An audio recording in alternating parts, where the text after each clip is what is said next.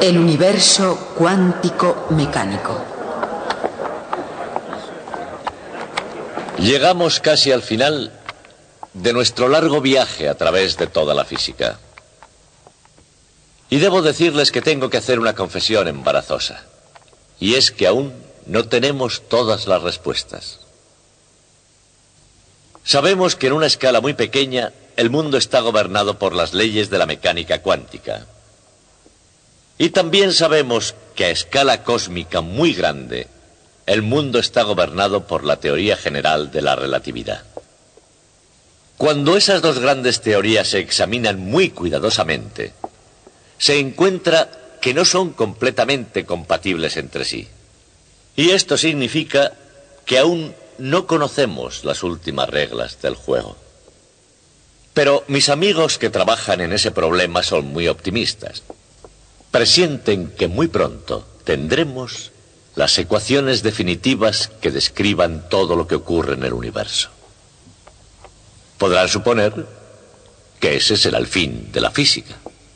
Cuando llegue el momento en que se hayan escrito las ecuaciones definitivas, todos los físicos podrán hacer sus maletas e irse a casa para hacer algo útil, como arreglar un grifo o algo por el estilo. Imaginen lo que tendríamos que hacer si tuviéramos esas ecuaciones definitivas del universo.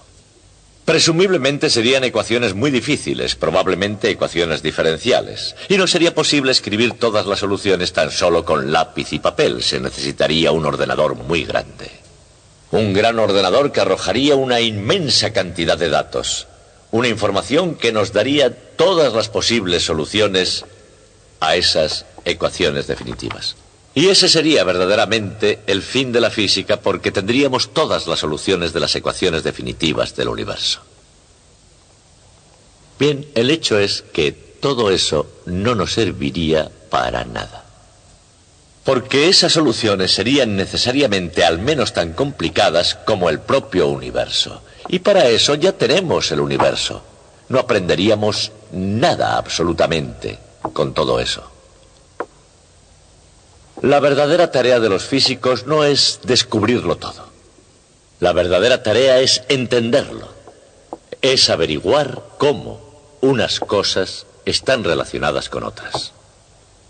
Es desarrollar una forma de intuición adiestrada que nos permita comprender en cualquier fenómeno dado lo que es importante y lo que no lo es. Lo que queremos saber es por qué las cosas funcionan del modo que lo hacen.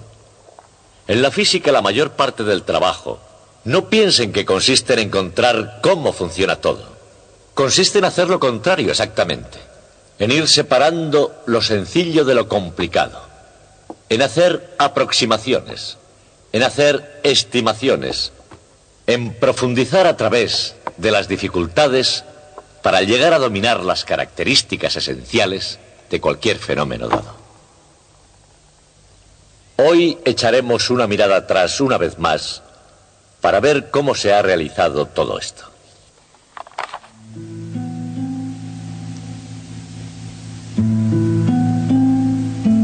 Muy de vez en cuando aparece alguien que descubre un cierto comportamiento que nadie había advertido anteriormente. Podría ser, por ejemplo, que los planetas del sistema solar obedecen a reglas precisas y relativamente sencillas. O podría ser que las rayas del espectro del hidrógeno obedecen con una precisión misteriosa a una fórmula sencilla. Tal vez sea una similitud entre la trayectoria de una bala de cañón y la órbita de la Luna, lo que atrae la atención de alguien. O podría ser una disposición de partículas subnucleares lo que sugiere su funcionamiento interno. Observaciones como esas jamás son meras ráfagas de inspiración. Son el resultado de interminables trabajos, de intentos y fracasos, de completos errores y verdades a medias. Y que frecuentemente, una vez conseguidas, se vuelven objeto de amargas controversias sobre a quién le corresponde el mérito. Pero hay algo que no se discute una vez que se ha descubierto un nuevo modelo de comportamiento y se ha relacionado una parte del universo con otra. La conexión jamás será olvidada. Tales acontecimientos nunca son el final de la historia. Con frecuencia son precisamente el comienzo.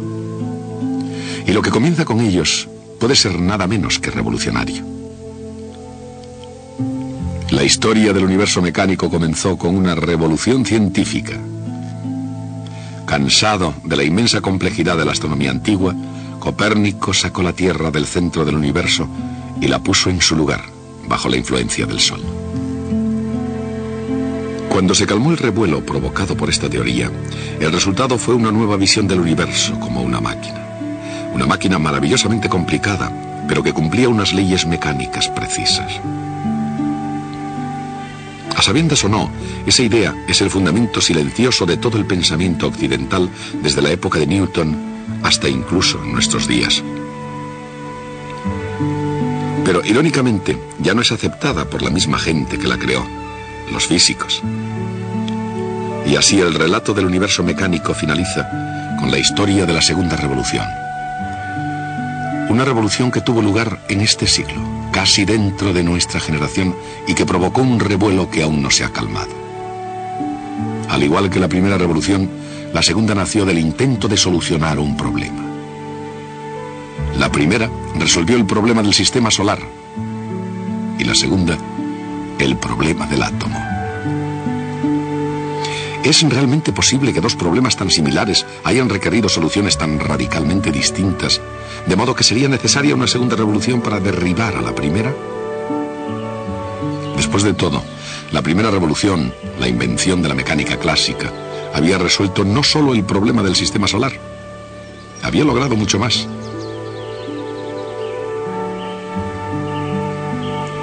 Para empezar, parecía reducir todos los fenómenos de los cielos y de la tierra a la única ecuación. Una ecuación vectorial, para ser más exactos. Una ecuación diferencial vectorial. Pero dentro de su ámbito contenía las respuestas a una asombrosa variedad de preguntas. ¿Cuál es el principio para que un reloj vaya bien de hora? ¿O el secreto de seguir una trayectoria infalible? ¿Por qué las olas del océano rompen en una playa? ¿Y por qué un puente sólido se puede derrumbar? Con respuestas a preguntas como esas, parecía que la propia mecánica clásica era una estructura que jamás se derrumbaría. En lugar de eso, que inspiraría y guiaría la exploración de nuevos campos.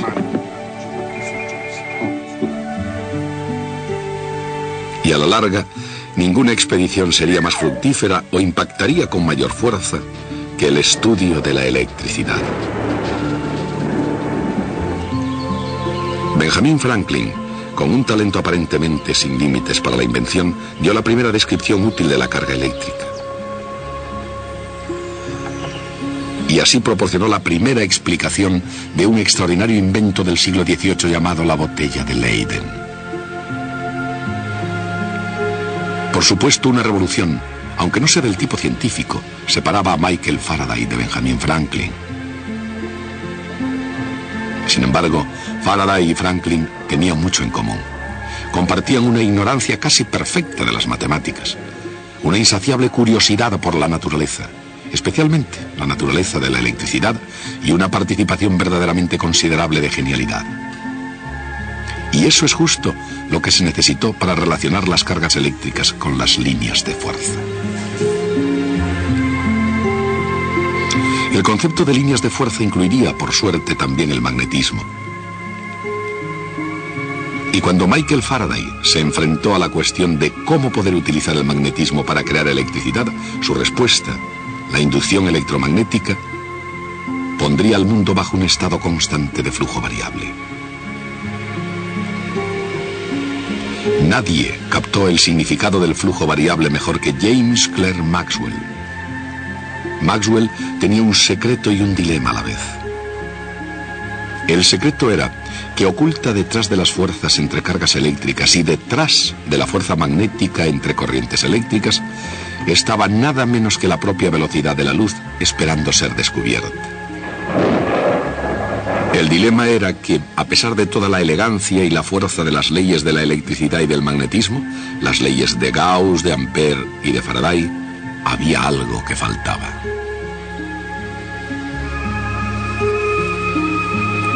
Cuando James Clerk Maxwell suministró la pieza que faltaba, la idea de que un flujo eléctrico variable podría producir un campo magnético, no solo había iluminado todo el espectro electromagnético, había completado la ciencia de la electricidad y el magnetismo.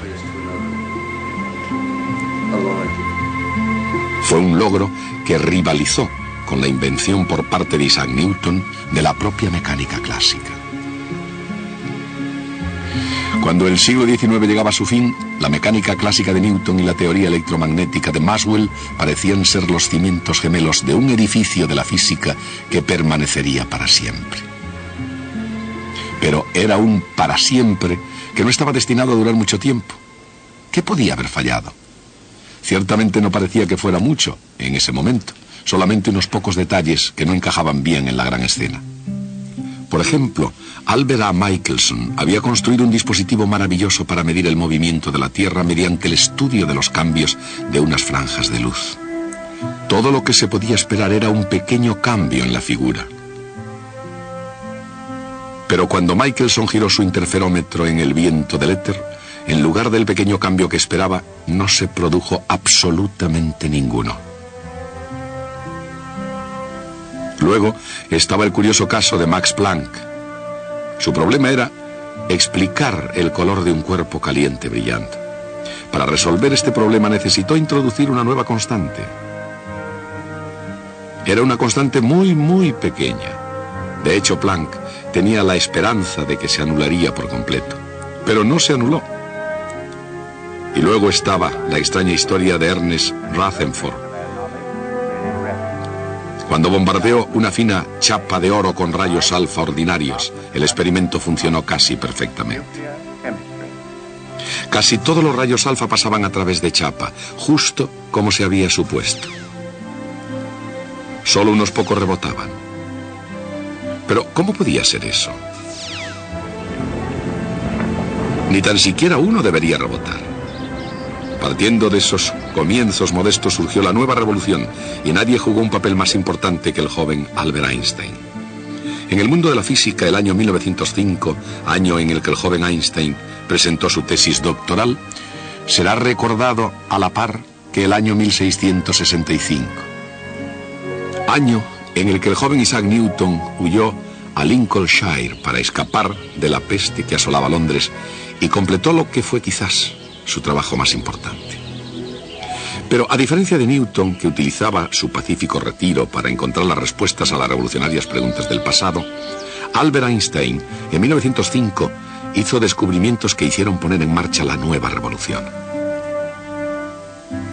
El problema del interferómetro de Michelson podía resolverse, como demostró Heinrich Lorentz, si diferentes observadores medían diferentes tiempos y diferentes distancias. Pero Albert Einstein fue más lejos combinando espacio y tiempo en un continuo sin fisuras. Y la teoría especial de la relatividad de Einstein de 1905 fue solo el primer paso, no el último. Pretendiendo explicar el viejo misterio de la ley de la caída de los cuerpos, Einstein concluiría más tarde que el propio espacio, o más bien, el propio espacio-tiempo estaba curvado, dando así un nuevo giro a la ley de la inercia, una nueva explicación de la fuerza de la gravedad y una nueva teoría del cosmos. Pero nos estamos adelantando en nuestro relato.